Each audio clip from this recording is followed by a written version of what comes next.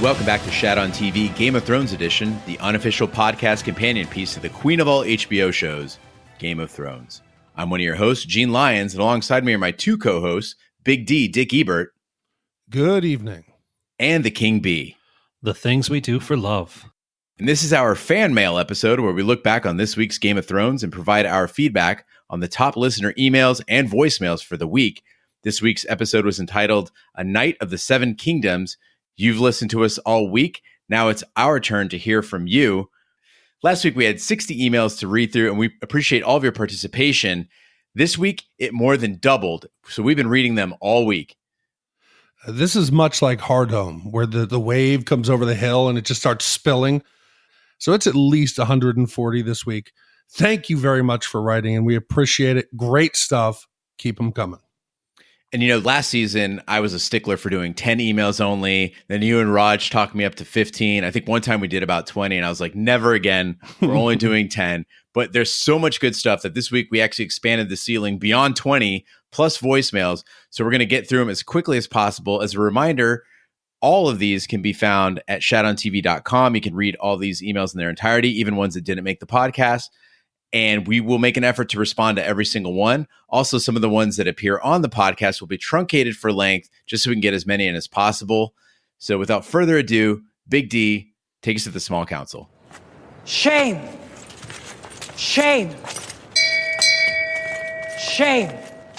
All right. And our first one comes from an old friend and longtime listener, Gillian. She writes in, instead of focusing on the fact that we saw Arya when she was 14 and she grew up before us, let us remember how old Dany was when we saw her fully naked and being raped by Drogo in season 1. No qualms there about her age, but okay. Can we focus on what they were showing us? Her scars. Gendry has been walking around teasing her like he used to, but everyone from Sansa to Jon to the Hound and Gendry all still look at her as a child because she was everyone's child, including the viewer. But when she took off her shirt, I was shocked. I knew she was hurt by the waif. We all saw the stabbing and the slicing, but the impact on Gendry's face, like, oh, wow, fuck, she wasn't kidding. She's seen shit. She's been through some shit. This wasn't a leech on your cock kind of thing. This was a left for dead and stitched back together, and she's back here looking death in the face. No, she isn't a child. No, she isn't a little girl. No, she isn't a lady. She's a fighter. And that comes from Gillian. Yeah, Gillian, I think you're absolutely right. This is a person, a character who's really had to grow, and she's turned into something that, you know, we haven't seen up to this point. I hang out a lot at a comic book shop, and so I'm really familiar with fans and fantasy and how they relate to it. And I think maybe as fans, we should kind of look at how we feel about it. I think that we have this desire that things never change, that they always stay, how we fell in love with them. And that's just not what we're getting here. We're getting a life story. And to hopefully to put this to rest, the question of seeing Arya nude and people being uncomfortable, I would feel equally uncomfortable if there was a Bran love scene where he was able-bodied and he was up. And it's not about the nudity of a male figure, because I didn't even care when Hodor was out there naked at the Godswood swinging it around early in the show. It happens to be that it was a child. It's not the sex. We knew them as a child, watched them grow up, and then to see them nude was a bit odd. I don't care if it's a boy or girl. That's what it was. Thanks, Gillian, for your email. Next up, we have Dallas Wilkes. And Dallas writes in, at its core, this episode was about wrestling with mortality. You had all these characters that we've invested in for years, all coming to grips with the same thing. Tonight might very well be my last night alive. And we get a chance to see how the different characters try to come to process this notion. The show does a great job of showing us the range of responses, from reflection to optimism. You see the stoicism of Brienne break when she's given the one thing she's wanted. You see Arya's desire to experience life before it's gone. Tyrion's optimism, Sam's melancholy reflection, Jaime and Theon's attempts at redemption, and even a bit of denial from Sansa are all raw responses to their mortality. Coming to terms with our own mortality is something that we see today. It's the aging parent transitioning to hospice care. It's the mother of two being told she has cancer. These same moments happen in our world now, and the responses are the same thing we saw last night. This was the first episode where I felt that the entire episode elicited those emotions. It was easy to put myself in the shoes of Grey Worm as I tried to give hope to the person I loved, or Theon as I try to sacrifice myself to ease a heavy conscience. There wasn't magic or dragons or anything else to pull me away from those emotions. They let us sit in these feelings for the entire hour, and just like the characters, we had to make peace with the fact that tomorrow everything will change. Thanks for the continued commentary, guys. Dallas Wilkes, PhD. I really like the analogy to an older parent in hospice. This is the last time we're going to see these characters, our loved ones. We're saying goodbye to them. And it's going to make next week losing presumably many of our characters who have finished their arcs. And without this episode, I don't know that it'll have that gut punch, but it was nice to be able to say goodbye to them in a way that showed respect to the characters, to the story. And other than just throwing them into the battle, having them die, it wouldn't have that emotional impact. Great email, Dallas. Next up, we have one from Cassie, and this one is about the scene between Sansa and Daenerys, which we didn't really reflect on that much in the deep dive and is kind of a unique take. She says, "Hi, guys. I was a little surprised at your interpretation of the Dany and Sansa scene, as it seemed to be very calculated, strategic conversation from both sides. Dany's whole speech about how much she loves Jon and how he made her come to the North seemed very forced. It seems like Dany walked into the conversation thinking she could easily manipulate Sansa by appealing to her love for her family and flattering her. I honestly believe that the only reason Dany truly is in the North is because she's too smart to risk sacrificing the lives of everyone because it means she would have nothing to rule at the end of it all. I've rewatched the scene a couple of times, and while I do think that Dany manages to grab her for a moment, Sansa is too smart to be pulled in that easily. She mentions that the North wants to Starks it from the Union because she knows that this will immediately show where Dany's loyalty lies. If she truly felt as deeply for Jon as she says she does, giving the North back to the Starks wouldn't really matter. Dany was too calculated when she walked into the conversation and underestimated Sansa, and Sansa was ready to call her out on it. I think that saying that Sansa is stupid for asking Dany about the North is an interpretation that only works if you believe Dany was being sincere, though I truly believe it was an act. Can't wait to hear your opinions throughout the week. Keep up the good work, Cassie." And I believe Cassie's referencing Big D to the conversation that we had about Daenerys and Sansa, in which you said that why would she pull a confrontational note right at the last second? I don't think we were saying that she was stupid per se, but rather that before this battle, where you need everybody to be on the same side, maybe not the right time to be having the conversation about what happens to the North in the end, because regardless of what Daenerys says, whether she says you can be free or you will bend the knee to me, it doesn't matter. You still got to fight the army of the dead. You know, it also could be sort of a knee-jerk reaction. Sansa has put her trust in people a handful of times up to now and really paid the price for it. She might find herself sort of being wooed by Dany's overtures of kindness and familiarity, then realize what letting her guard down has cost her in the past, and realizing, no, I need to be on guard. I need to start thinking about my people right now. And as a closing note, Cassie, I'm glad you brought up Sansa because she is definitely an asset to the North. I said this earlier. She's got her head on straight. She's the one thinking about Winterfell and the welfare of her family, and that will be important down the line. I guarantee it. Next up, we have an email from Joanna, and she's writing about an interview with Maisie Williams, who plays Arya Stark. She writes, "So I know people are really upset about the Arya and Gendry scene, and I just wanted to point out in an interview that Maisie Williams gave, she says that the costume designers basically bound her breasts and added padding to her stomach for several seasons to keep her young and prepubescent looking, though she herself was developing as a woman. We see her as young because that's who the showrunners wanted her to be for so long. I also want to point out that if Ned and Catelyn had lived, they most certainly would have married her against her wishes, probably very young, and she would have had plenty of sexual experiences that weren't her choice. She wanted this. She asked for this. She is living her life on her terms, and I think she should be applauded." It's Joanna. There was also a tweet from Maisie, and she said, "If you feel uncomfortable, just know that my mother, my stepdad, my 2 sisters, and my 4 brothers have probably watched this too. Kill, ha, ha, ha, ha, ha." And that was on her official Twitter page. I thought this was fascinating. I didn't know that they were binding her body, and it makes a lot of sense because I think all of us watching and millions of people around the world were like, isn't she a little kid? And now knowing that it's intentional, again, just speaks to the level of detail that Game of Thrones employs when they're putting this together. And it means that impact was intentional. So I feel a little less bad about it.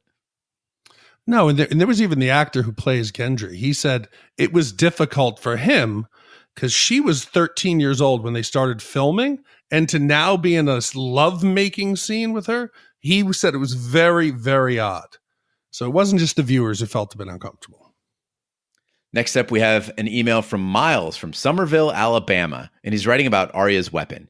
Miles says, "Hey guys, so there's been a lot of buildup surrounding a mysterious weapon that Arya would wield this season, with one of the prop makers going as far as to call it a showstopper. But what we got was a double-edged pole staff?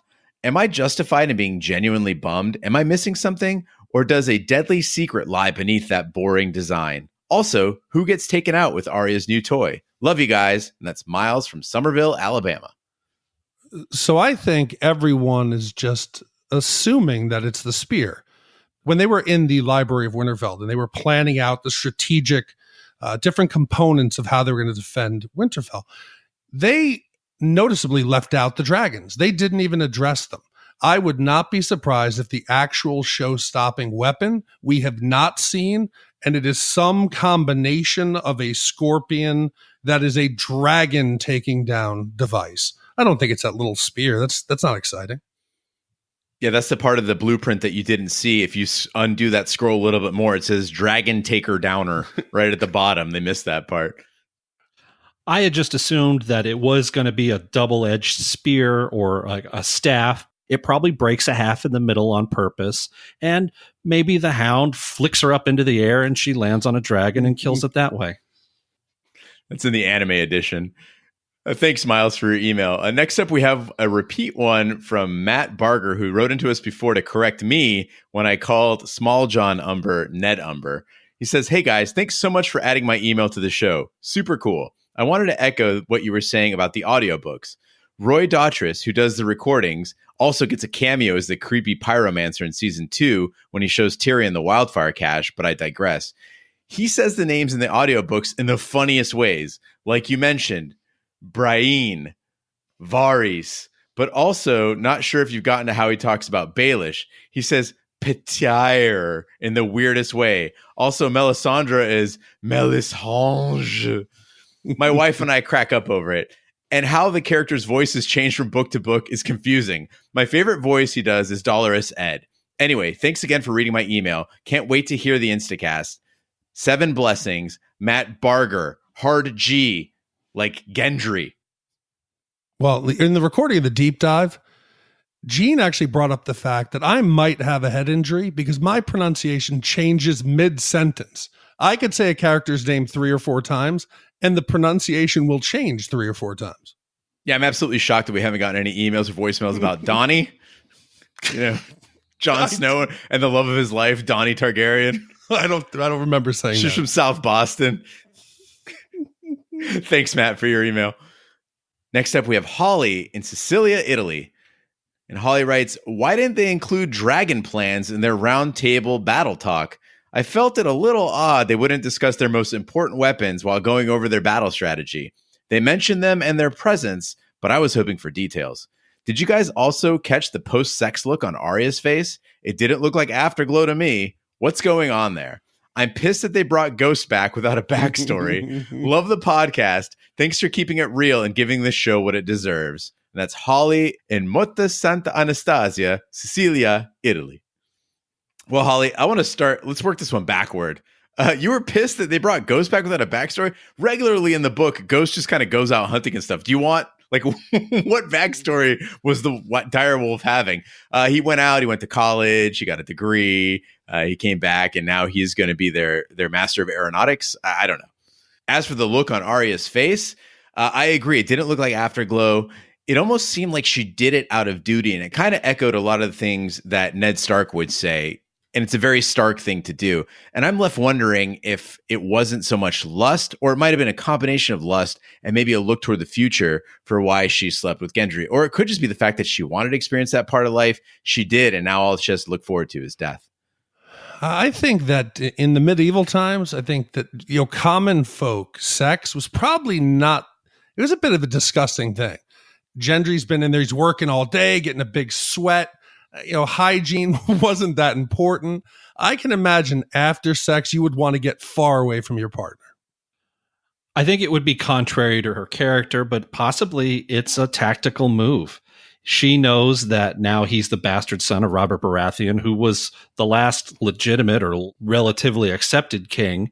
There's a possibility that Daenerys and Jon aren't going to be able to father a child.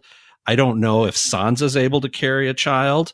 She might be the last one left, and this is just her thinking, well, this is my plan to keep my families in the limelight in the future. It goes against her character. She's never been interested in that, but it can't be ruled out entirely. Thanks, Holly, for your email. And as for the dragons, very, very suspicious that they didn't go over the biggest weapon they have on the battlefield. I think it's absolutely intentional, and it's meant to surprise us. Next up, we have one from Ryan in Dallas. And he says, as Big D said, a lot of people will think about this episode as being too slow. While I thoroughly enjoy anything Game of Thrones throws at me, I'd be included in that category. With the lack of a death count, minus Little Ned Umber, 2 episodes in, everyone has set in their mind that next week will be devastating. Surely they gave us a happy episode 2 for the battle to happen and everything comes crashing down in episode 3. However, the last battle episode was the end of season 7, Beyond the Wall. Remember the Magnificent Seven that went to capture a White and everyone was placing bets on who and how many would die? Turns out it was only Thoros, the most minor character of them all. And the battle before that, the Loot Train, only the Tarleys died, not even in the battle. And before that, the Battle of the Bastards, Rickon, 1-1, and Ramsay died, but no one during the actual battle. Those were all pre or post battle. While I certainly hope we get some heartbreaking deaths in the battle for Winterfell, we may want to pump the brakes on our expectations. We may get 1 or 2 minor character deaths, Lyanna Mormont and Podrick, I'm looking at you, but Game of Thrones may yet again subvert our expectations and not give us any real shockers. How much bloodlust do you guys think is right to want from the next episode? Keep on keeping on and try to get some sleep. Ryan from Dallas. Ryan, I don't know how you know that we're not getting sleep, but you're absolutely right. We don't know what the hell we're doing, where we are, or what day it is. As for the body count, I got to disagree with you on this one, buddy. I think they were saving it up here. Giving us these 2 episodes and then not giving a body count would disappoint the audience by relieving the audience. And it's a really weird place to be in because I don't want any of these people to die. But at the same time, it's the only way the story makes any sense. I think we're going to be shocked. I'm bracing myself, and I think the rest of the audience is too. It's my secret want, and I believe that it's possible that none of our characters will die in the next episode.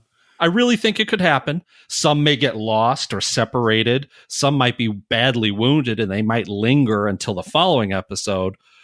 Maybe I'm just trying to be an optimist for the first time in my life, but I can imagine everybody getting through the next hour and a half.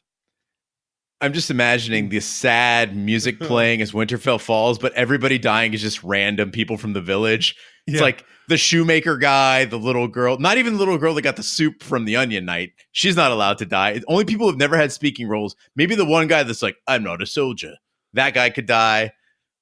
No, it's going to be nothing but red shirts.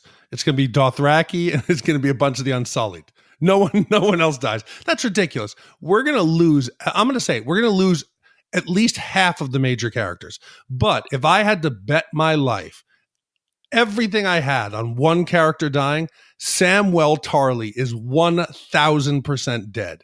He gave up the family sword. He then says, I hope we win. He's closing the book. He knows he's not going to be there when the sun comes up the next day. My money is on Brienne of Tarth. There's no way she survives this fight. She is screwed.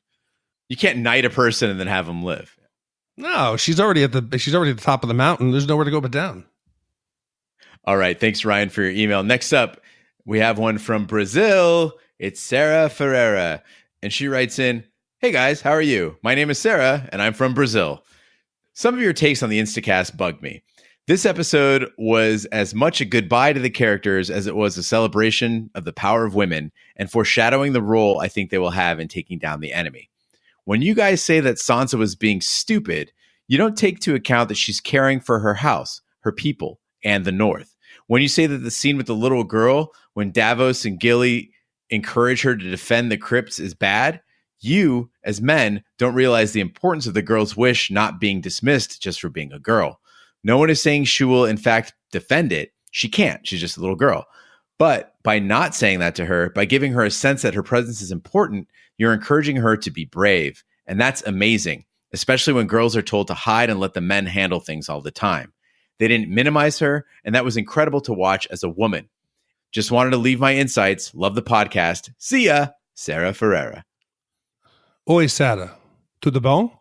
Okay, so what I'm saying here is, let's go back one by one. I remember saying that the little girl down in that was going down into the crypts, that she actually would play a role and would probably save a bunch of people down there. Much like the little birds in King Landing played a role in the explosion at the Sept of Baelor. I did not say that Sansa was stupid. I said her choice to bring it up at that moment was not a good strategic move, was foolish. She wasn't dumb. The timing was wrong. You're facing certain death. Don't bring it up and fracture the alliance that's very fragile to begin with. And I want you to know, as far as the way I raise my daughter, I'm raising her no different than I am or would a boy. She is going to go change the tire. She is doing yard work. She is taking jujitsu. She's going to learn to defend herself. There is no difference. Every day I tell her she can do anything she wants, and she should do everything. I don't want her ever to depend on a man. I don't want her to depend on anyone. She should be self-sufficient, and that's the way I'm raising her. So to think that I would view any other woman or character as any less, you're completely not knowing who I am as a person, because that's not the way I'm raising my daughter. As for the message about girl power, I completely agree with you, Sarah. And this is a wonderful thing that the show is doing, because when we first saw Game of Thrones, one of the things that made me very uncomfortable, actually, was watching all these portrayals of women, and they were either whores or they're being sold as property. And I was like, if this is the world we're going to be living in, I don't know how many seasons of this I can take. Kind of like the beginning of Mad Men. Mad Men seasons 1 and 2, it's really hard to get through, but there is a payoff. As the years go by, you see these characters grow up, overcome the odds, and become strong figures. And I think that's a testament to the power of the show, and also the fact that it's more than just a story about dragons and swords. First of all, I'm super thankful I wasn't around when you guys said Sansa was stupid, because holy macaroni, we'd be in it then. Secondly, I think that maybe Dany was just looking for a friend that was on her team. And of course, she's going to have some gender issues based on her previous experiences. And I think it's possible that maybe Dany was just trying to feel her out for maybe a potential job in the future. All right, Sarah, thanks for your email. Next up, we have one from Kevin, and it's our first crazy tinfoil of the day. Kevin writes in, "Hey guys, I have a theory of the Stark family because of Uncle Benji. What if the Stark family is immune to being turned? They change to a walker, but still have a functioning brain. What's your take? Podcast is awesome. Kevin." So, guys, I remember when Uncle Benji shows up and saves Jon. I don't really recall them explaining where he came from or how he is the way he is. Can you guys fill me in? Yeah, I can. So this is an actually for Kevin. So Kevin, in season 6, episode Blood of My Blood, that's the episode that we learned that Benjen Stark was stabbed in the gut with an ice sword by the White Walker, but the Children of the Forest intervened and shoved dragon glass into his chest and prevented the magic from taking hold. He said it himself, so there's no reason to think he was special or that the Starks are special. It was only the children that found him and intervened that made him still walk around, quasi-living, quasi-dead. Big D, I'm glad you did that research, because when I read this one, I was like, oh, he cracked it. The Starks have something special in their blood, too. It's not just the Targaryens. And Jon being Targaryen and Stark, he's gonna turn, and Arya's going to turn, and Sansa's going to turn, and they're going to fuck shit up. The only thing I hope is that someday we get like a Dragonglass 101 tutorial, because Dragonglass in the heart is what created the Night King, but then Dragonglass also acts as kind of a cure. Either the show's a bit confused or we need some kind of explanation. Yeah, so summer of 2020, HBO is going to release their new spinoff from Game of Thrones called Dragonglass, which is going to be about Dragonglass. I like it. All right, next up we have Matthew writing in about Lady Mormont. He says, "Hey, Shat crew, to keep it simple and brief," I like that, Matthew, "it's amazing the reactions to young Lady Mormont. With episode 2 at a finish, with all the theories on who is to die and how and by whose hand, on who will survive right to the end, I have heard about 4 different theories on who will kill both Jaime and Cersei 8 different theories for Jon Snow alone. However, in all this, one thing seems to hold true, and there is such support and love for the young Lady Mormont that there would be rioting in the streets if the plot allows the character to die. Regards, Matthew.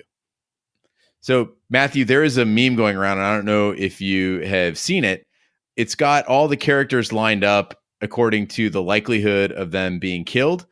And you've basically got the top row, which is the very safe characters. So you got Jaime Lannister, the Hound, Bran, Tyrion, and Jon Snow. Then you got your probably safe characters like Varys and Sansa, Arya, and Daenerys. And it drops all the way down to fucked, which is Theon, Brienne, Tormund, Jorah, and of course, Grey Worm. Not even on the chart is Lady Mormont. Like, they didn't even think to even put her on the damn chart. She is that safe. Where was Sam on that list? Sam is in the in danger category, and the reason being, don't you touch my beautiful fat boy. I think Lady Mormont definitely epitomizes the spirit and the attitude of the people of the North. It would be a real drag to kill her off. I don't think it would really do anything beyond bum us out. So here's to hoping that she makes the full run. Also, if she does grow up to ever have a sex scene, I don't want to see it. No. Next up, we have one from Courtney K from PA. Courtney writes in, this season, Daenerys seems to be taking a turn for the worse. She just seems so much more emotional than I've ever seen her in the past. She's laughing and joking most of episode 1, then crying after finding out Cersei lied to her about the army in episode 2. She seems irritated and obsessive with just about everything and everyone throughout the second episode. Observe her simple hand motion when interrupted at the end of her conversation with Sansa. That's some great acting right there, with how she conveys such emotion with a simple gesture. Why is she so emotional all of a sudden? She's always been a rather stoic character up to this point. Is it because she's in love and love changes people? Is it because she's slowly turning mad because she's a product of incest?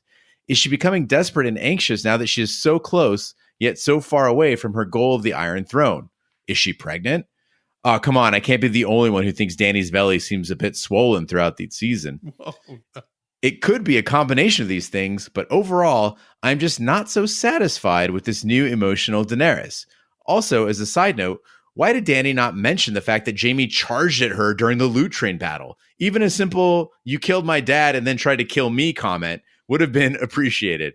At any rate, I'm sure to be a sobbing, snotty mess during next week's episode, thanks to the reminiscing and love for the characters that episode 2 invoked. Great episode. Thanks, guys, and have a great week awaiting the Battle of Winterfell. Best, Courtney K from PA. Forget about Daenerys asking Jaime why he charged at her. Ask how the fuck did he survive falling to the bottom of the abyss wearing his armor? Do you remember that miraculous lifeguard save that Bran did?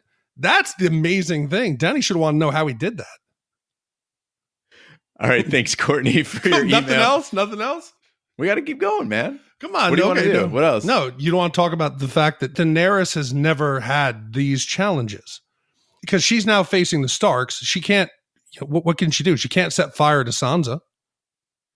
So this is the first time that I think she's had to face opposition on multiple fronts at one time. She might be stretched a little thin. She's got a new emotional entanglement going on in her life. There's just a lot on her plate right now that I don't think she's ever had to really address this much all at once. And I agree, she is acting differently than she has before. It's going to be really great to see how that plays out, or if it's just sort of a feint. Thanks, Courtney, for your email. Next up, we have one from Gillian, who writes in, Bran cannot see the future. He can see the past, and he can see the present, but he cannot see the future. Never could. When he saw the Night King, he said, they're coming because he saw them marching toward the wall. Every other thing he has said since has been something about the past. He is the living embodiment of the line that goes, those who fail to learn from history are doomed to repeat it, or however it goes. He's that in living form. He can see what others have done to fight the Night King. He can go throughout time and see how others have fought the Night King, but in no way is he plotting out how every scenario is going to end. He cannot advise them, if you do this, then this will happen, but if you do this, that'll happen. No, he can go back in time and see what worked before and try and hope that works this time. But I don't think he sat there giving Tyrion a pep talk to make him optimistic. I think the only thing he could do is say, well, the living won once before. Let's hope we can too. And that comes from Gillian. So, Gillian, I have to give my second actually of this episode, which makes me very happy. So in season 6, episode 6, there's a scene where Bran is having a quick flash of visions. Now, most of them are events that we have seen or that were in the past. There's one that could be questionable. It's the dragon shadow flying over King's Landing. And then there's also the scene that she sees where the throne room is destroyed with ash or snow. You could make the argument that that was in the past as well, possibly, that we don't know of. But there's a scene that is an exact screen-for-screen shot of a future event. It is from season 6, episode 10, where Cersei uses the wildfire and blows up the Sept of Baelor. There is a quick shot of the barrels exploding in the green flame. That has never happened throughout history, and it hadn't happened at that point in the show. So Bran does have the capability of seeing the future. Even though it may only be this one event, we know he has the ability. Right, Big D. The actual power that the three-eyed raven has is the greensight, and the greensight is defined as being able to see things in the present, the past, or the future, or distant things that are happening right now across great expanses. So he can see in the future. Now, we may not have seen that as often as we see dives into the past, and I think it's because we're more familiar with the past. Things that are in the future might be a little more murky. And also, it's always done in a dreamlike sequence, so it may not be the exact representation of reality, but it is the rough idea of what's going to happen. Thanks, Gillian, for your email. Next up, we have one from Brandon Dunn. He says, hey, guys, I listened to the Small Council episode and have a few things to follow up on. I'm not married to the idea of the army of the dead skipping Winterfell and marching on King's Landing. There are many good reasons it won't happen, but King B's rebuttal was reactionary and not thought out. The Night King has, without question, been strategic the entire series. He's been north of the Wall for thousands of years, since his last defeat at the hands of humans, rebuilding his army with the Free Folk, Castor's male offspring, the Night King's lieutenants, and likely others performing a similar role as Castor. He pulled a dead dragon from the bottom of a frozen lake and reanimated it. He used the dragon to attack a specific portion, the least stable part of the wall, that could crumble into the sea. His pursuit of Bran and the three-eyed raven, the size of his force would easily overrun the men holding Castle Black. But he didn't just attack Castle Black with his overwhelming numbers and hope a few dead might get over the wall and start making more dead and keep moving south. The Night King has been plotting his revenge since his last defeat all those years ago. This isn't The Walking Dead. The zombies may be mindless, but they aren't directionless. And that comes from Brandon Dunn. Well, Brandon, reactionary and not thought out is how I've made it for 38 years. And I only need old Gene here to lend me a couple $100, maybe twice a month to get by. Anyway, while I don't believe that they are mindless and directionless, I don't think that the Night King is playing a real chess game here. I think there's a huge gap between, hey, let's take the short part of the wall and I'm going to send 32% of my army this way and the rest this way to cut them off in case they retreat. I just don't see that happening. You know, Brandon, I think a lot of the times because the Night King doesn't talk, we assume that he's like not communicating or not highly intelligent. I really honestly had a dream about 5 nights ago where he had lines and it was awful. And a lesser show would do that. You know, like the big bad guy would be like, all right, we're going to march on Winterfell. You know, they didn't do that. They don't make him talk. And I think it's great because it gives you this mystery about the Night King, but he's definitely communicating. And the fact that they have a structure, they have, you know, lieutenants and they have ground troops and they have some that are on horseback and some that aren't. He's definitely plotting. The entire Magnificent Seven move north of the wall, that was a trap. It was absolutely a trap to get himself a dragon. He knew it was happening. It wasn't an accident. It wasn't a crime of opportunity where he said, oh shit, there's a dragon in the water. I better go grab it. So I agree with you, Brandon. He is a military leader. There is a strategy to it. And I can't wait to see him outsmart the humans yet again. Can we all do an impression of what we think his voice might sound like? Go for it. Big D, what do you think he's going to sound like? Hey guys, okay, everybody go around the other side of Winterfell and get the whites climbing the wall. We're going to do it, guys. Yay. I think his voice sounds like when you first open a freezer that's been closed for a long time and all the ice cubes kind of crack, and it's really hard for him to like push air out of his frozen lungs. I'm here for you. I just want him to sound like Krang from the Ninja Turtles. Thanks, Brandon, for your email. What, no Krang impression for us? Thanks, King B, for your ideas. Next up, we have one from Daryl Zanro, who says, "Gents, I thought I'd point out the throwback that was Tyrion overfilling Pod's goblet in Season 8, Episode 2. When Podrick and Tyrion first meet in Season 2, Episode 2, Podrick accidentally overfills Tyrion's cup with wine. So there was more to it than just the clever Tyrion defying orders once again. Great show. Great pod. Keep up the good work." Daryl, I got to tell you something, and this is embarrassing. These guys don't know it yet. But when I read your email, I started crying again because it was such a cool callback, man. It broke my heart. I was like, God, they did that? Really? That's beautiful. Okay. I'm going to make our listeners a promise. Before we start recording next week, if it goes the way I think it will, Gene will probably be crying before we hit record. So I'm going to sneak in the record button and try to get him. That would be a great sound effect to have, but he will cry. Yeah, I think it's going to be the two of you on the Instacast with me just moaning in the background, petting my dog. Curled up on the floor. It's so sad. All right. Thanks, Daryl, for your email. Next up, we have one from Zach D, a longtime listener, and he writes in, "I am not sure I've seen anything like this on TV. Has there been another show that has taken a whole episode to let you just hang out with your favorite characters, especially this late in the game when there's this much on the line? Even though we didn't get any action, I still felt the suspense and the terror waiting on the army of the dead. I felt like I was a soldier at Winterfell, walking into different rooms and seeing how everyone is preparing for the upcoming battle. We had a group of friends around a fire shooting the shit. We had our fearless Night's Watch brothers taking one last watch on the wall. This gave me chill bumps. Whoever is the last burned the rest of us. The young among us were enjoying the fruits of being young. Down below, we had our fiery leaders stirring up drama for after the battle, almost coming to an argument about Iron Throne claims. This was so much, and I know in the future will be the episode that many go to spend a little more time with friends we have made on this show. A Night in the Seven Kingdoms, of course, also makes me think of the Dunk and Egg stories that take place in Westeros about 100 years before our current story. And we know from George R.R. Martin that Brienne is king to Sir Duncan the Tall, who would have Aegon V, squire for him, and go to be Lord Commander of the Kingsguard somewhere down the line. In his story, he plays a knight, but we have no proof of his knighthood, even though he is probably the best candidate for a knight because he is so chivalrous. So, getting to see the person who is most knightly in this series get knighted, and not just knighted, but knighted by the Golden Hand, just had me standing in applause. Bravo. Without overdoing it, Game of Thrones did it again.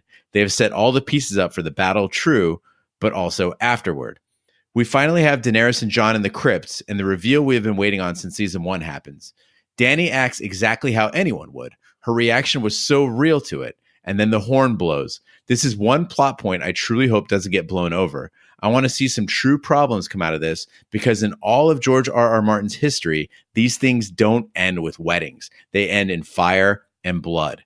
Just look up the Dance of Dragons or the Blackfire Rebellions. Targaryen throne squabbles are never as easy as falling in love and getting married.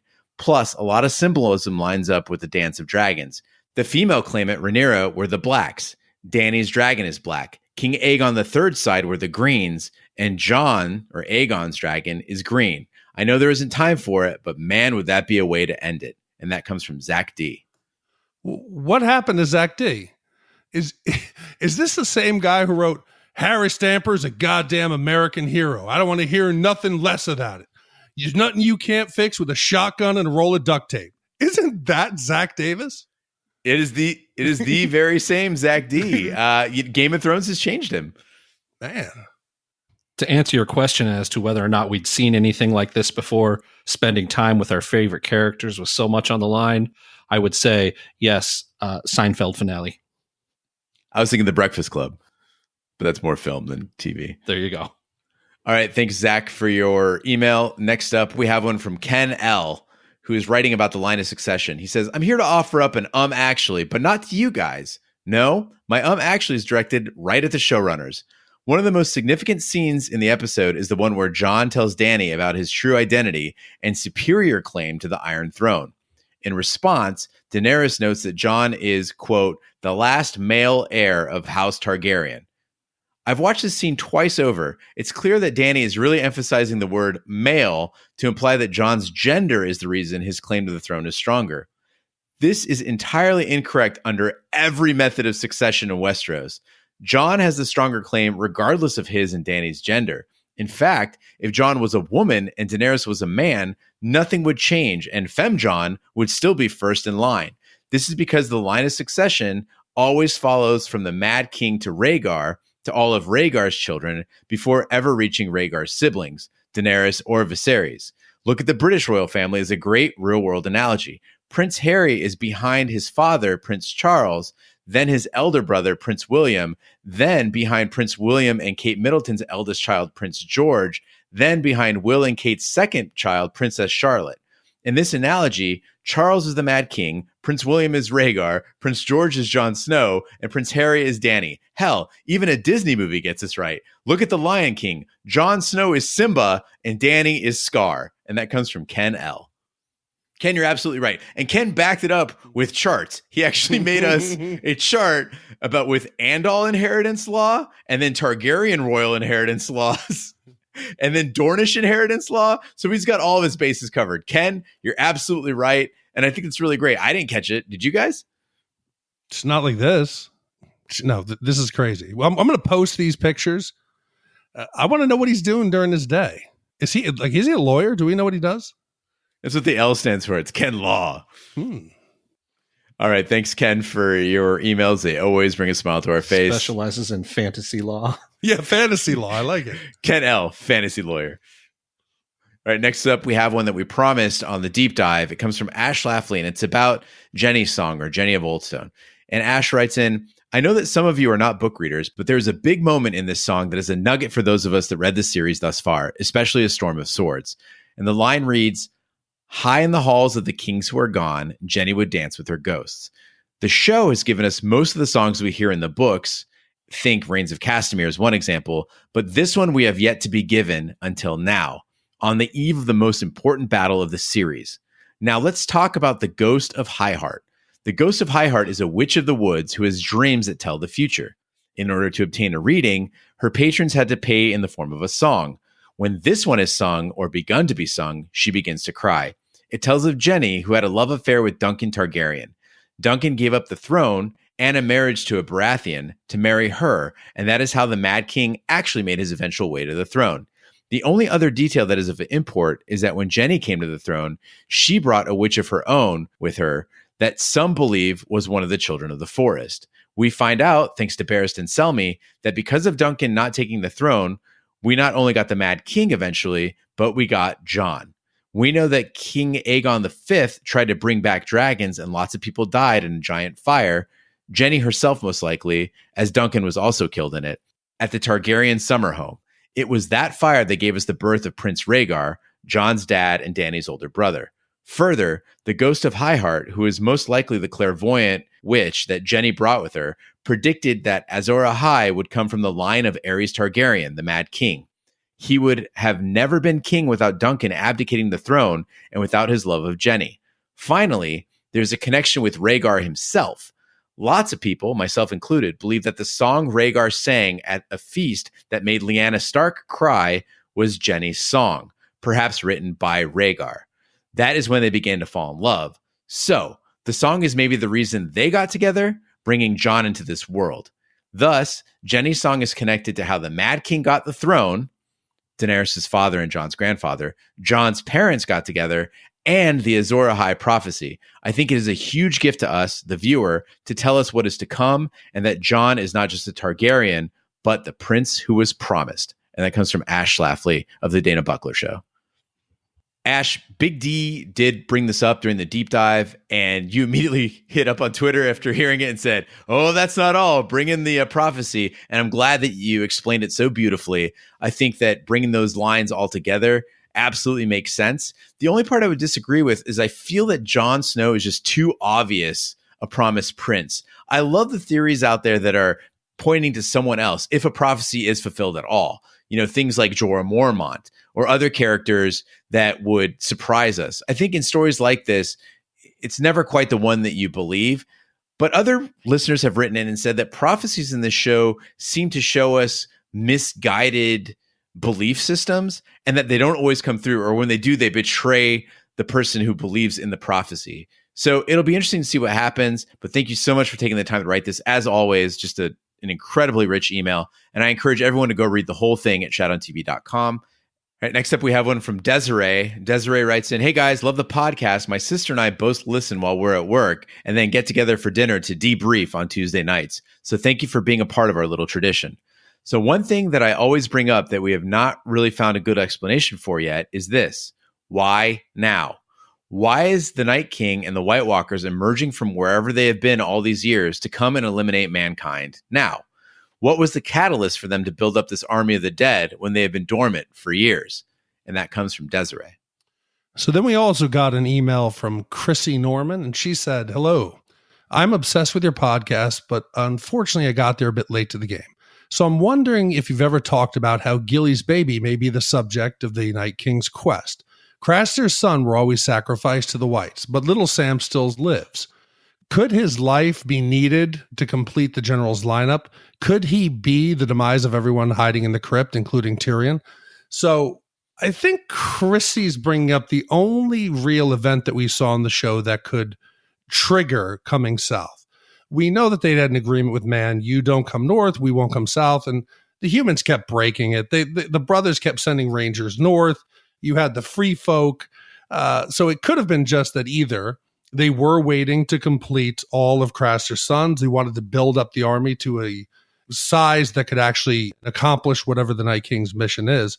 But the only real event that I can think of that would have been a trigger could have been Craster's last son, the 100th, going south. Can you guys think of anything else? I've got two big ones. One is Bran getting marked. So Bran goes north. He's the three-eyed raven. He gets marked. That brings down the protections of the cave. He flees south of the wall. The Night King's coming for him. That one's pretty straightforward. The other one is the birth of dragons. Daenerys brings dragons in the world. The Night King mobilizes and comes south. It could be that the dragons are the trigger. It's a wish to eradicate the magic, answer the magic, or be emboldened by the magic. I think those are all possibilities. Or it could be Little Sam. Thanks, Desiree, for your email. Next up, we have one from Linus, and this is our first actually of the week. Linus writes in, actually, it looks like there are hundreds of White Walkers left. Not only the 13, minus the dead ones we saw in season 4. You said that you only counted 11 White Walkers in the end scene. You were probably looking at, and then he shows us an image. But if you look at the same scene a few seconds later, you can see that there are probably hundreds of White Walkers left. Look in the far background of the scene. There are loads of White Walkers on horses. We have never seen Whites riding on horses. We also know that Craster gave away all his sons to the White Walkers. Gilly's son with Craster was his 100th son. So Craster gave away 99 sons to the White Walkers. Thank you. Love the podcast. Best regards, Linus. I think in the deep dive, we addressed this. When I said this was the Instacast, and we are, as the episode ends, we are running out of the room to our computers and hitting record. So it did look like there was 11. I couldn't see the line, but we quickly corrected this in the deep dive. I thought you were actually being generous with the 11. I was like, it's not like 7, but apparently hundreds. So we are fucked. Thanks, Linus, for your email. Next up, we have one from Cassandra. She says, hey guys, actually, I think the Night King can bring back whomever the fuck he wants at any point of decomposition. Go back to when Jojen died. Skeletons were bursting out from under the ice. And that comes from Cassandra Plank, who then included images. Okay, so Cassandra, out of respect for you, because you're one of our good listeners, and we've gone back and forth here a couple times. I went back and watched the episode, and I'm embarrassed to say it is Jason and the Argonauts. It was Clash of the Titans. These were, maybe they had 5% meat on their bones. They essentially were skeletons. There was no connective tissue. So they don't need to have any muscle that would provide self-propulsion. It's all magic. So maybe we will see complete skeletons coming out of the crypt. I got to give this one to you. You're right. And Cassandra, I got to bow down to the fact that you used the words whomever and fuck in the same sentence. That is some brilliant writing. Next up, we have one from Armando from the Bay Area. And he says, what's up, guys? In Sunday night's Instacast, you referenced the episode title as The Rightful Queen. Actually, my HBO app is referencing it as A Knight of the Seven Kingdoms. Which one is the correct title? Also, where did you get that title from? Awesome podcast. Can't wait for the deep dive. Keep up the good work, guys. And that's from longtime listener Armando from the Bay Area. So Armando, I'll get this one for you. I think everybody has seen on HBO Go that they don't have the title when it first airs. It's only the episode number. So this was episode 69. So when we jump on the computer for the Instacast, we'll do a quick Google search to see what's the title. And what came up was the Rightful Queen. And that originated from a leak that we subsequently figured out that Amazon Prime in Germany accidentally leaked the episode early on Sunday. And there was a second leak, which was from a French channel that leaked the episode title and description and synopsis. And the French episode had the translation of Rightful Queen. So in between those two combinations, people trying to guess, we came up with Rightful Queen. Still sounds good, but it was not the correct one. And we quickly fixed it on the deep dive. And it was funny because Big D, you even asked me, what's the episode title? I said, The Rightful Queen. You said, where the fuck did you get that? I was like, the internet, stupid. I don't remember that. Wrong. Thanks, Armando, for your email. Next up, we have one from Vanessa. And that's our final actually of the night. She says, hey there. I'm a longtime listener and big fan of your podcast ever since Westworld. But this is an I'm very unhappy with you guys email. So, you're well aware that you have listeners from Europe, and some of us prefer not to stay up until the middle of the night to see Game of Thrones, but rather enjoy the episode in the morning or later during the day when they are well rested. So this morning I woke up very excited and joyous because today would be the day to watch episode 2. So imagine my frustration and anger when the first thing that I see in my Facebook newsfeed are the following words, quote, 2 episodes and no major battles, no major deaths, it's true, and it's glorious. In case you don't recognize it, that's your Facebook post about the Instacast. That's right. You guys spoiled episode 2 for me. Shame on you. Picture Septa and Ella now. Not cool. So please, could you show some respect for your non-US listeners and give us 24 hours before you spoil everything in literally the first 5 words of your post? Thanks, and keep up the otherwise great work. Greetings from Portugal, Vanessa.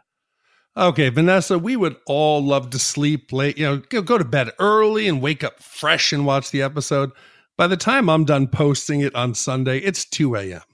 But I do feel your pain, and we didn't go on Facebook and intentionally publish it. Libsyn, who is our audio host, it posts to Facebook automatically. So if you want to get mad at somebody, it might be Gene for choosing those 2 sentences as the opening description of the episode. Yeah, I'll try to be less spoilery. I thought I was being non-spoilery. I didn't say anything about the fact that what did happen. I just said what didn't happen. So I will try to dial it back a little bit, Vanessa. So, Vanessa, you don't want episode 3 to say, wow, Night King went to King's Landing. Nobody saw that coming. I would argue that if we didn't do it, the next guy is gonna. I'm surprised when I finish the episode, as soon as I pick up my phone and look at Twitter, there's already a vast host of responsive memes and jokes about the episode. Someone's going to ruin something for you. None of us gets to enjoy anything firsthand anymore. Also, Vanessa, all psychologists agree, and life coaches as well, that you should never wake up and look directly at Facebook. Take an hour for yourself, have some breakfast, do your yoga, meditate, walk the dog, and just, relax into your morning. Maybe start the morning with Game of Thrones. Don't look at Facebook, but we will make an effort to be less spoilery with the episode descriptions in the Instacast, but I can't make any promises about the deep dive. Jon Snow dead? Never saw that coming. We told you not to go into the crypts. Yeah, exactly. All right. Thanks, Vanessa, and everybody who wrote in. We loved reading your emails. Now we'll move on to our voicemails. Big D, how many voicemails do we have this week? So again, we got a bunch of voicemails, and we were able to pick a few. And our first one comes from Rachel from DC. Hey, guys. This is Rachel from DC. So in the deep dive, Big D speculated about how the Jenny of Oldstones song potentially alluded to either Jon or Dany giving up their claims to the throne for love. And others are speculating that Dany will turn on Jon. But I'm not sure either will happen. We've already had Davos plant the seed about a potential marriage, so what I think is likely is that Dany will, in the age-old tradition of Targaryens, decide that to keep the throne and keep Jon on her side, commit incest and marry her nephew. Jon will obviously say no because he's too honorable to marry his aunt. But there's one circumstance in which I think Jon would say yes, and that's if Dany is pregnant. I'm surprised that no one is talking about this. They made a point last season to mention Dany's barrenness, and Jon went so far as to question whether she was right to believe the witch who murdered her husband. Jon never wanted to produce a bastard, so would he marry his aunt to prevent that from happening to his child? I think he would. And if they do have a child, I think it's likely that both of them will die, and that if there's a throne left after all of this, that child inherits it, perhaps raised and guided by Sansa and Tyrion. Thanks for your podcast. I love it. Keep up the good work. So if Daenerys is pregnant, it would take 9 months. Do we think we're going to get like an Avengers post-credit scene where Daenerys is pregnant, she gives birth, then she dies, then the baby kind of is groomed to be the future king or queen? Maybe she lays an egg. Dragon. Yeah, I mean, look, you get a 3 men and a baby scenario where she dies off, but like Tyrion and Jon and Varys are raising the child. No, here's the thing. Is I think what's hilarious about all these conversations is that we're like, how are they going to resolve this?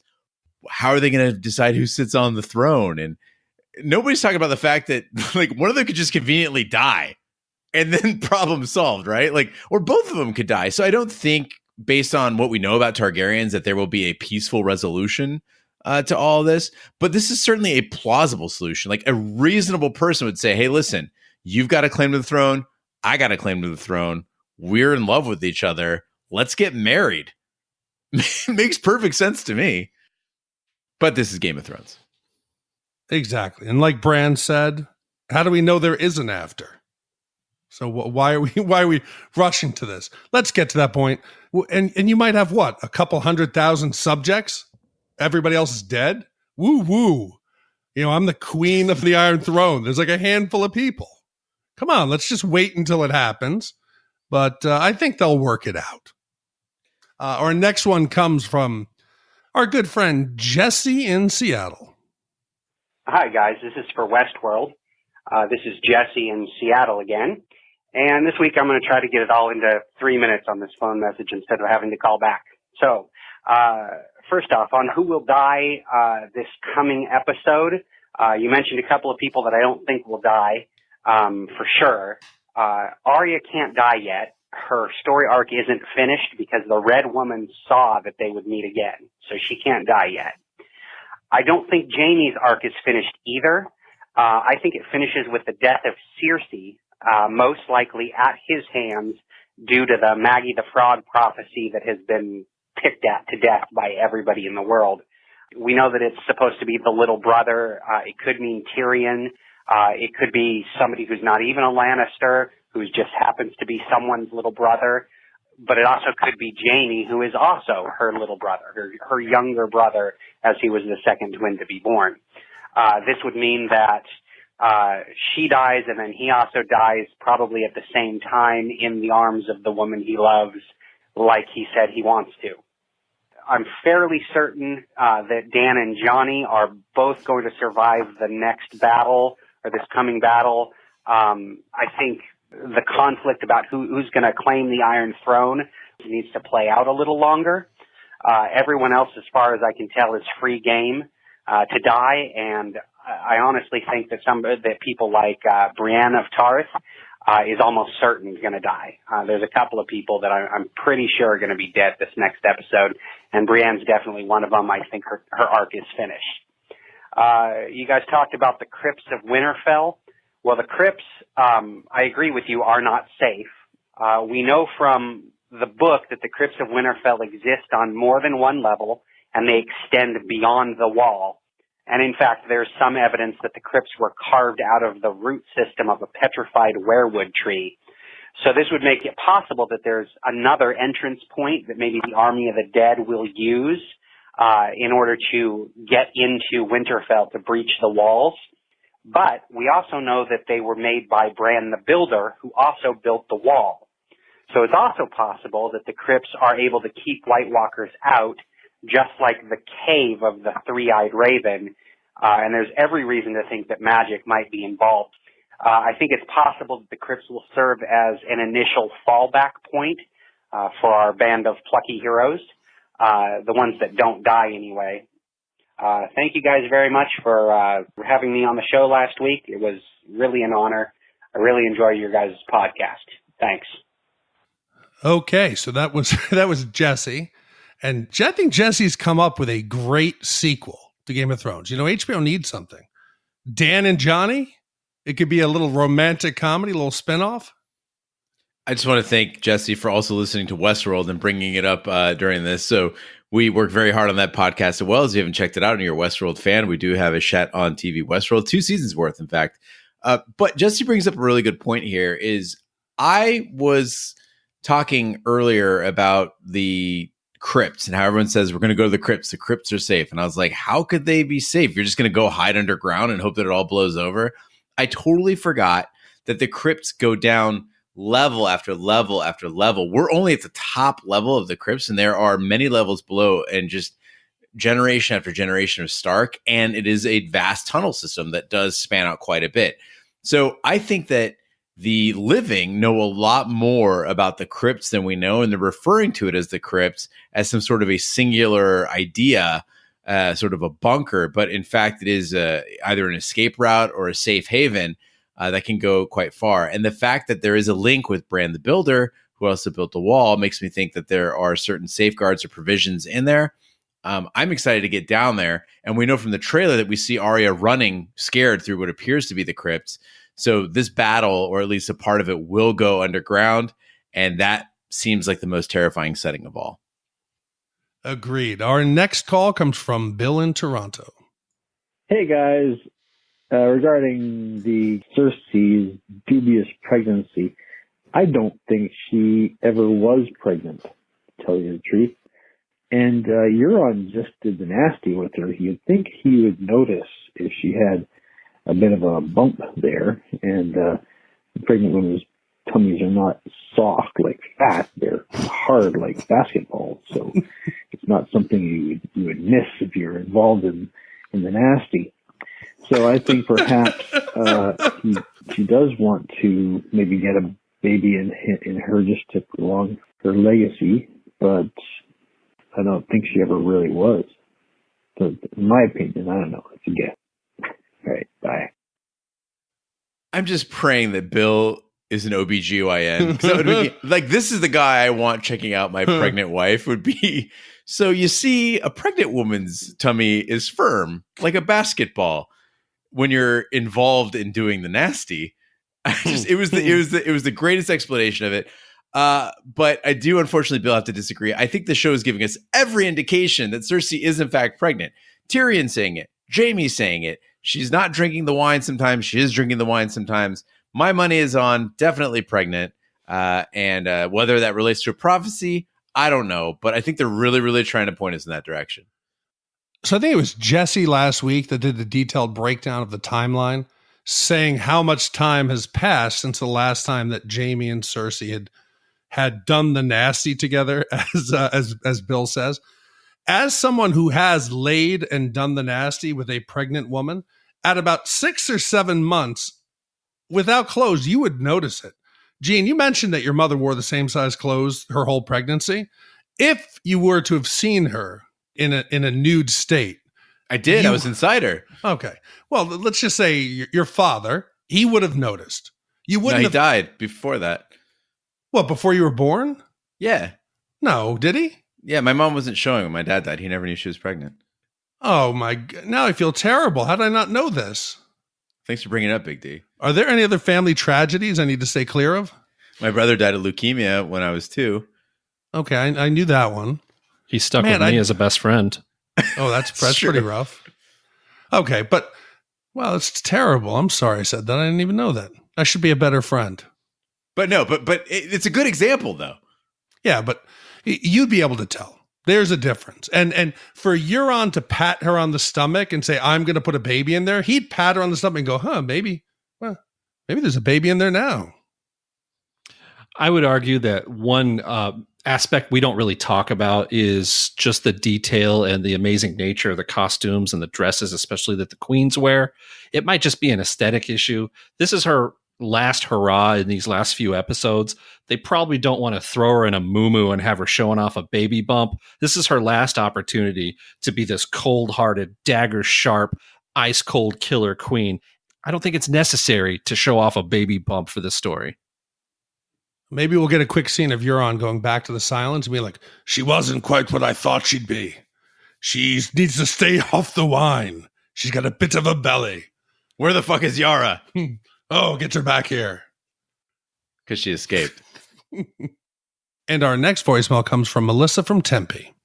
Hello, On the Throne podcast. This is Melissa from Tempe. I just listened to the Instacast and I had a thing I wanted to ask you. That little girl talking to Sir Davos, we still don't know where Melisandre is, right? She went home, but she said she was going to come back and die in this land. So could she have sent that little girl? Could she be that little girl? She's a witch. Let me know what you guys think. Love the podcast. Thanks. Bye. First of all, Melissa, thanks for calling in. Carrie Gross and I were actually out dancing one night. We're on the dance floor, and we this scream, "Are you Gene Lyons and Carrie Gross?" And it was Melissa, and Carrie was shocked. She thought that Melissa only knew us from the podcast and somehow recognized us that way. No, Melissa's an old friend, so she recognized me and then assumed that was Carrie from photographs. So anyway, thanks for calling us out and giving Carrie the scare of her life. As for the Melisandre connection, I did point out that this little girl in the soup scene with the Onion Knight seemed to be interesting with the scar on her face, and wondered if there was any sort of a connection. Interesting fact about Melisandre, Jon Snow says, if I ever see you up north, I'm going to kill you. So if she did show her face, she probably wouldn't show her face. And we do know that she has the capability to shapeshift. So possibility, but I think the smart money is on this girl playing a role, but not being the Red Priestess. Okay, and our final email comes from our good friend down in Mexico City, Maria Molina. Hello, Shat on TV people. I hope I made the cut. This is for Game of Thrones. This is Maria Molina calling in from Mexico City. Could it be possible that perhaps Arya is our secret weapon? Could Arya take the face of one of the, knight lieutenants or whatever? I mean, her weapon even looks a lot like that of the Night Army. Could she be wanting that specific weapon to take the face of a Night White Walker or whatever and kill one of the White Walkers who would come closer? I mean, it also would explain why, they have that council and they ask, well, where's Arya? And Sansa is probably lurking around. Why wasn't she there? What is she preparing for? Anyways, just a thought. You guys are doing great. Hope this makes it in. If not, at least you'll hear it. And know that you have a loyal fan here in Mexico. Okay, can't wait for the deep dive. Bye. Adios. So I understand that we're dealing with a show with dragons, people being brought back from the dead. There's a lot of mystical, we just have to hand wave that it's, okay, just don't question too many things. Would it be disappointing if Arya in the battles to come, last 4 episodes, if she uses the faceless man, if she starts taking people's shapes, is that not just totally the biggest cop-out? I would hate it. I actually tweeted earlier today about this very concept. The show has made a landing. It has become grounded. Yes, there is an army of the dead. Yes, there are dragons, but there's a fatalistic viewpoint that's been examined from episodes 1 and 2, where these people are resigned to their fates. They understand the odds are against them, and many people will die. This is war brought to us in a real way, the way classic Game of Thrones would operate.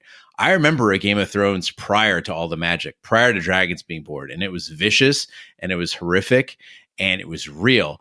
Ned Stark got his head chopped off, spoiler alert, and that was that. There was no bringing him back. People were like, oh, he can't be just dead. No, he's dead. That is this show. The Red Wedding. Granted, there's Lady Stoneheart in the books, but for the purpose of this series, Cat Stark, dead. Robb Stark, dead. And so I don't want to see that. What I don't want is gimmicks. I don't want Bran warging in to control a dragon. I don't want Arya switching out faces, but it's not about what I want. And they could surprise us in a lot of ways. I do think that there's a very real possibility, and people are going to hate this, that in the first wave attack on Winterfell, Arya falls. And it would be the most devastating thing that we could think of. But she's an 18-year-old woman of small stature going into battle with a tiny weapon against the deadliest force that this world's ever seen. Yeah, I also think that they've put a lot of effort into proving how capable she is as a warrior, whether she's showing Gendry her skills with a bow and arrow, or throwing the dragonglass daggers into the wall, or seeing her scars. Her skill would be cheapened if she uses a trick, a parlor trick, a disguise to sneak up. That's not the warrior that they've demonstrated so effectively the last 2 episodes she is. I think it would kind of cheapen that the only way she could do it was to use this trick. Thank you, Maria, so much for your voicemail. And thank you for everyone who called in to 914-719-SHAT and left us their thoughts. Again, you can catch our emails and voicemails at shatontv.com under the Small Council section of the Game of Thrones section. That concludes this week's episode of Shat on TV. Be sure to follow us on social media and share with a friend. We're on Twitter, Snapchat, and Instagram at Shat on TV. On Facebook, just search for Shat on TV Podcasts. The website is shatontv.com. If you would like to email us for the Small Council, hit us up at host@shatontv.com. Just a reminder, because we do have to cut off at some point to get these all read and prepared for the podcast, please have them all in by 5 p.m. Eastern on Wednesday of the week so that we can process them all sooner if you can. I know a lot of them have been rolling in before the Instacast, between the Instacast and the deep dive. After the deep dive, we appreciate all of them coming in. Again, that email address is host@shatontv.com. We're everywhere fine podcasts can be found, including iTunes, Google Play, Stitcher, Pandora, Spotify, and YouTube. Be sure to subscribe. And if you stop by iTunes, please leave a review. That helps the podcast grow. If you'd like to support us financially, we appreciate the contribution. You can go through PayPal, Venmo, or Amazon. Just go to shatontv.com/PayPal/Venmo or /Amazon. And if you'd like to help us find sponsors, go to shatontv.com/survey. Take that survey and it'll help us find sponsors that match your interests. In addition, if you like what you're hearing and you want to hear more, but you can't wait until the Instacast on Sunday, you can check out our sister podcast, Shat the Movies. That's at shatthemovies.com, where we review 80s and 90s movies. And King B and I are wrapping up this week our 8-episode run of American Gods. It's all there to find, also on shatontv.com. On behalf of my co-hosts, the King B and Big D Dick Ebert, I'm Gene Lyons. Be sure to join us on Sunday night for episode 3 of Game of Thrones Season 8 Instacast. Everybody bring your box of Kleenex. I suspect we're going to need it.